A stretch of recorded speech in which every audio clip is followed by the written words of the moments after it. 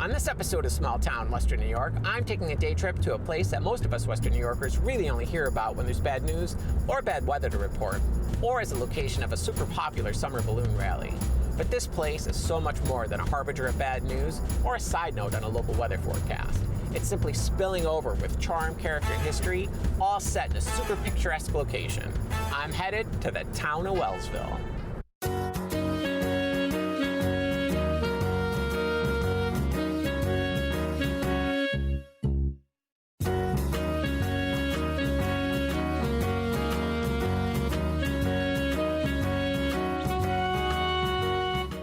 The town was named after Gardner Wells, who was a major landowner here, and he actually owned the entirety of what is now the downtown Main Street area. Wellsville is the largest community in Allegheny County. It initially grew due to the tanning, lumber, oil, and natural gas industries, and at one point it had 3 large tanneries running simultaneously here during the early part of the 19th century. The town's first oil rush came in 1879, when O.P. Taylor first discovered black gold here west of town. Since the Second World War, the town's economy has been driven by a number of energy sector companies, as well as engineering and manufacturing. One of Wellsville's most attractive features is its vibrant and classic Main Street, which includes an appropriately appointed small-town theater, great shops and restaurants, and one of the best libraries in all of Western New York. After a quick, delicious lunch at the famous Beef House, I had a little time before my first interview of the day to take a short walk to explore many of the unique shops that line both sides of this great mid-century influenced stylish Main Street. Before I knew it, I had to get moving on down to the library to meet up with the library's director, Nick Gunning, for a tour and talk about this incredible Wellsville institution. The delineation between this library and so many others, as that this is an activity and events center, absolutely, in as much as it's a public library.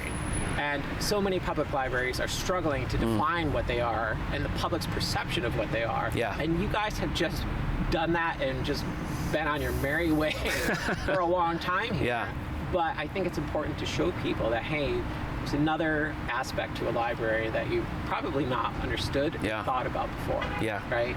Yeah, I think that's absolutely true. There's still that perception of libraries are places where you get shushed. Very stuffy. And you read those colorless drab books, and we have those books. We have them. You can check them out. But it's a place, I think, for the whole family. It's a place where whatever your level of interest, we have people who are regular library users come in all the time who would say, oh, I don't really read, but they love the library. They cherish the library because of all the different things we do. You've got the Tuesdays on the Terrace, right? That's lunches, And you've got the 300-seat theater downstairs where you host anything from speaker events to concerts to dance recitals to the ballet you said is coming up with the now. Nutcracker, right? And then you've got so many other peripheral activities, and then this weekend you have your Fall Fest. Our Fall Fest, that's the thing we do. We do it a couple times throughout the season, and we try to just have a lot of stuff going on in the front lawn. So we have crafts for all ages. We do book giveaways. This time around we have goats coming because kids always love. Goats. I say the kids love the goats, but you love everybody loves the goats. So every aspect of this building, and I call it a campus. I don't think that's a proper term. No, I think that's... But to me, it feels like a campus because you have all these attributes that really are like a microcosm of like a larger campus. Absolutely. Right? You have this beautiful front lawn that you put events on that's even just great to hang out. You've got these benched areas with trees, and the trees are just mature enough to provide, the coverage that you would want on a hot sunny day. With Wi-Fi coverage. Don't forget that. The Wi-Fi covers the whole lawn. And then you got a terrace in the front. You got the terrace on the back. In the interior, you've got all these beautiful sitting spots. I mean, it's really not what you expect from a library anymore. I worked in libraries for 20 years, and it's unlike any library I've ever been to. More and more, you're seeing libraries as community centers. I think it's about altering your definition of what a library is and what that could mean. Because, we're here to benefit and support and enrich the community. And we've found success in doing that differently, like finding different ways to connect with people that are maybe non-traditional for what you would have expected from a library 30 years ago, but the success we find is, I think, in continuing to try and do different things. Another great building here in Wellsville with the perfect allure for this time of year is the Pink House. Add in not one, but 2 ghost stories, and you have the stuff of local legend. The legend goes that the house is haunted by the ghost of a young girl who drowned in the front fountain, as well as the ghost of her aunt who committed suicide after a love affair gone wrong. Do they ever go right? Her death was actually the inspiration for Hannaford Lennox Gordon's famous poem, Pauline. The house house was also the setting for a 1987 Emmy Award-winning film, The Birthmark, based on the short story by Nathaniel Hawthorne. From the Pink House, I headed back down to Main Street to the Wellsville Arts Center to meet with the center's owner and brainchild to learn just what it's all about and what his inspiration was to open the center in Wellsville.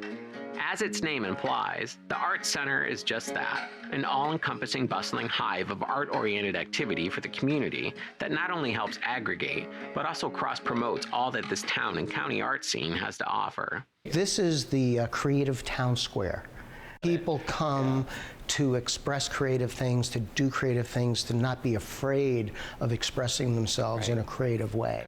Everybody is accepted. It doesn't matter, you know, who you are, where you came from, what your abilities are, you're accepted here. And I think people come to this place because they know that they can feel comfortable here.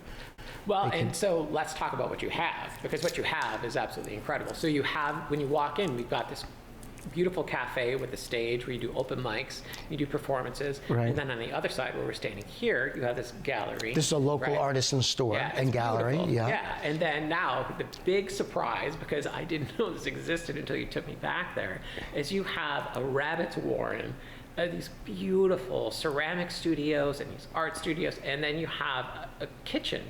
You have cooking classes and but none of this is expected when you walk into this beautiful cafe. And then upstairs there's painting lofts. I would say in the craft world or the artistic world, the ceramics is really our core competency.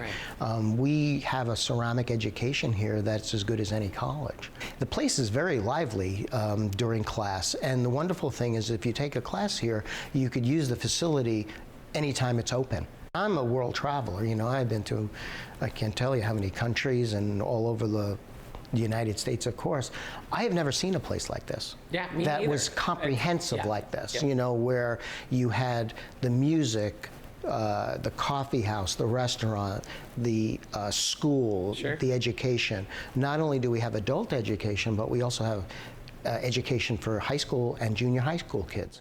Although Wellsville might be most regionally famous for the Great Wellsville Balloon Rally that takes place here every third full weekend of July, the town makes a great day trip any time of year. With its super walkable Main Street and unique events and activities at the library, the Arts Center, and a theater, and so much more, there's nothing quite like the small town pride you get when you're here.